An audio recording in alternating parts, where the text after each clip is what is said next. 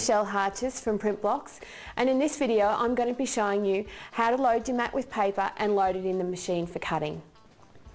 So when you're loading your mat with paper, first of all, you can cut your 12 by 12 sheet in half like I've done here earlier, or Cricut already have some pre-cut pads that are designed for the Cricut machine, and they come in a range of different coloured cardstocks in a pad already cut for you, which makes life a lot easier. So what you need to do is just remove the plastic cover off the top of your mat.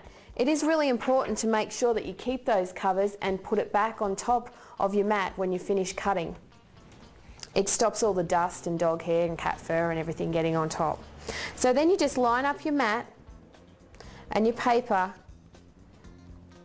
to make sure it sits square on your mat and smooth it down so that it's stuck on there nicely. Okay, so the mats are adhesive in order to hold your paper in place while cutting. So the number of times that you can cut on a mat is counted as you go along. What actually happens is each time you peel your piece of paper off your mat when you finish cutting is counted to be one cut. It doesn't matter if you've cut one thing or 5 things on the mat, it is how many times you peel the piece of paper off. So you get about 30 to 40 cuts from one mat before you need to replace it. So it is a consumable item. So that's why I suggest when you buy your machine that you do buy a couple of packets of mats to go along with it. Then you can leave your mats loaded up with the paper until you've finished cutting the complete sheet. So to load the mat into the machine, all you need to do is hold the mat firmly up against the rollers so that it's square on there and not at an angle. Press the button that says load paper. The mat's now loaded and you're ready to cut. Couple of things to remember is that, of course, your mat is loaded correctly. If you've already been cutting on the mat previously, you can use the load last button and it will load back to the last point that you finished cutting. So if you have a smaller piece of paper or a scrap of paper that you're wanting to use, you can actually load that onto your mat and tell the machine the size of your paper.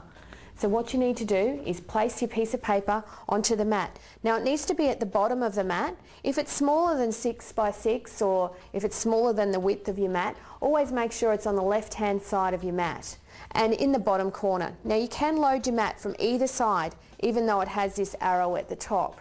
So you get even wear on your mat that way. So once we've placed our piece of paper on the mat, we load it into the machine as we did before, pressing the load paper button. Then by using these navigational arrows, we will position this green cutting head or blade holder down to the top right hand corner of our page.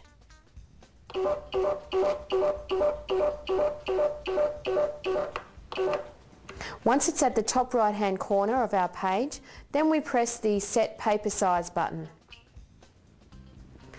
Once we've pressed that button, it then comes up on our screen telling us that our page is 6 by 6.